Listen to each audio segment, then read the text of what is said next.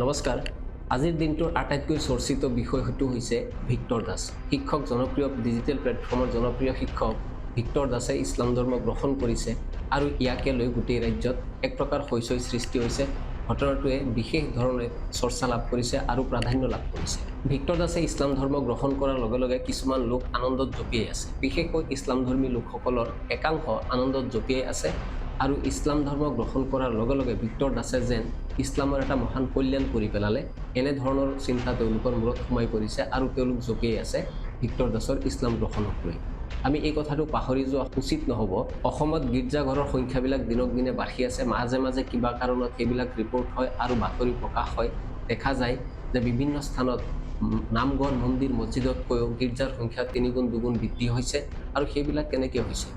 অৰ্থাৎ ইছলাম ত্যাগ কৰি যদি হিন্দু ধৰ্ম কোনোবাই গ্ৰহণ কৰে সেয়া বাতৰি হয়, হৈচৈ হয়। ঠিক তেনেদৰে যদি হিন্দু ধৰ্ম এৰি কোনোবাই ইছলাম ধৰ্ম গ্ৰহণ কৰে, ইছলাম ধৰ্ম এৰি যদি কোনোবাই হিন্দু ধৰ্ম গ্ৰহণ কৰে, বিশেষভাৱে প্ৰচাৰ হয়, হৈচৈৰ সৃষ্টি হয়, জনসাধাৰণৰ মাজত বিশেষ ধৰণৰ এক প্ৰভাৱ দেখা যায়। কিন্তু খ্ৰীষ্টান ধৰ্মৰ কথাটো সম্পূৰ্ণ পৃথক। তেওঁলোকে নীৰৱে নিজৰ ধৰ্মৰ প্ৰচাৰ প্ৰসাৰৰ ক্ষেত্ৰত কাম কৰি আছে।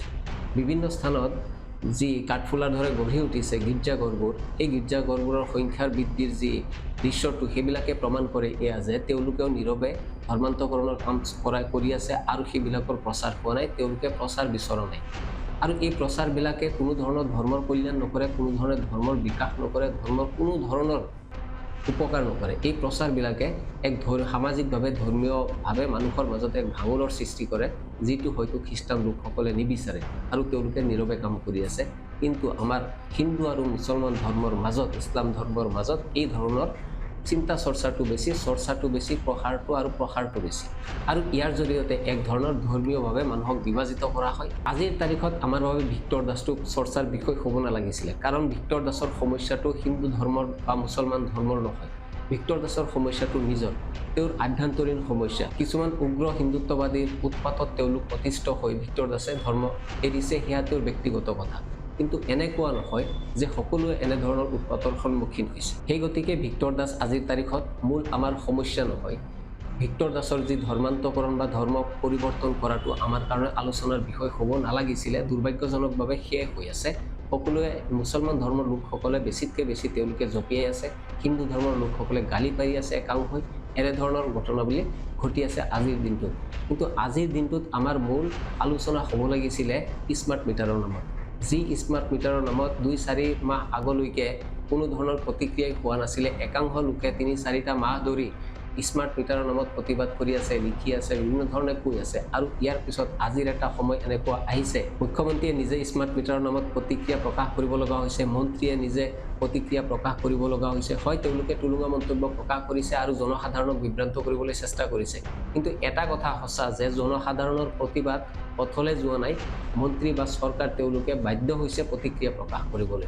অনাগত সময়ত তেওঁলোকে হয়তো এনেদৰে ট্ৰল কৰি থাকিব, উপলুঙা সূচক মন্তব্য তেওঁলোকে কৰি থাকিব, কিন্তু জনসাধাৰণে এই প্ৰতিবাদটো এৰি দিয়া উচিত নহয়। যেনেকৈ হওক প্ৰতিবাদ কৰি থকাটো অব্যাহত ৰখাটো উচিত। স্মাৰ্ট মিটাৰ সন্দৰ্ভত প্ৰতিক্ৰিয়া প্ৰকাশ কৰিবলৈ গৈ বিভিন্নজনে বিভিন্ন প্ৰতিক্ৰিয়া প্ৰকাশ কৰিছে।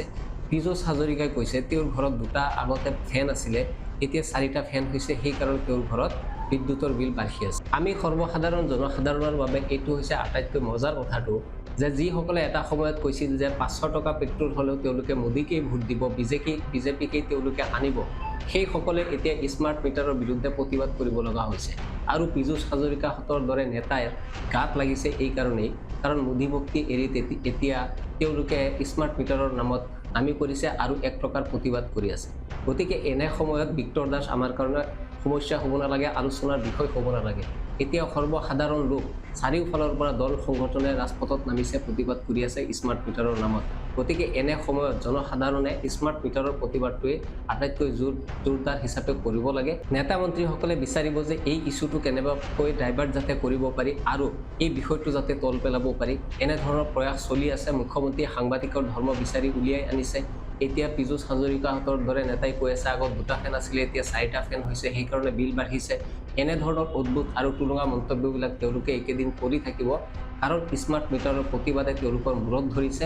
অনাগত সময়ত এয়া যে আৰু তীব্ৰ আৰু ভয়ংকৰ ধাৰণ কৰিব, সেও আমি নুই কৰিব নোৱাৰি গতিকে এই সময়ত আমি ধৰ্মকেন্দ্ৰিক আলোচনাবিলাক নকৰাই ভাল ভিক্টৰ দাস ইছলাম ধৰ্ম গ্ৰহণ কৰিছে এয়া ইছলাম ধৰ্মৰ কাৰণে কোনো মহান কল্যাণ হৈ যোৱা নাই গতিকে ভিক্টৰ দাসৰ নামত আমাৰ ইছলামিক সমাজখন ইমান যাতে হৈছৈ নকৰে ইমান যাতে উৎফুল্লিত হোৱাৰ কোনো কাৰণ নাই একাংশ হিন্দুসকল যিসকলৰ স্মাৰ্ট মিটাৰত একেই সমান বিল আহি আছে আৰু সেইসকলেও ভিক্টৰ দাসক গালি পাৰিলে কোনো ধৰণৰ হিন্দু ধৰ্মৰ কল্যাণ হৈ নাযায় বা ভিক্টৰ দাস হিন্দু ধৰ্ম এৰি গুচি গ'লেও হিন্দু ধৰ্মৰ কোনো ধৰণৰ ক্ষতি নহয় সেইকাৰণে এই সময়ত আমাৰ আলোচনাটো ধৰ্মকেন্দ্ৰিক আমি হ'বলৈ নিদিওঁ আমি স্মাৰ্ট মিটাৰৰ নামতে কথা পাতিম ডেইলি ফেচবুকত এটা হ'লেও পোষ্ট আমি লিখিম স্মাৰ্ট মিটাৰৰ বিৰুদ্ধে হেছটেগ ইউজ কৰিম যাতে চৰকাৰৰ আৰু গাত লাগে তেওঁলোকৰ যাতে জ্বলন হয় আৰু এই সন্দৰ্ভত যাতে তেওঁলোকে তুলঙা মন্তব্যবিলাক এৰি অৰিজিনেলি তেওঁলোকে যাতে কাৰ্যকৰীভাৱে কাম কৰিবলৈ বাধ্য হয়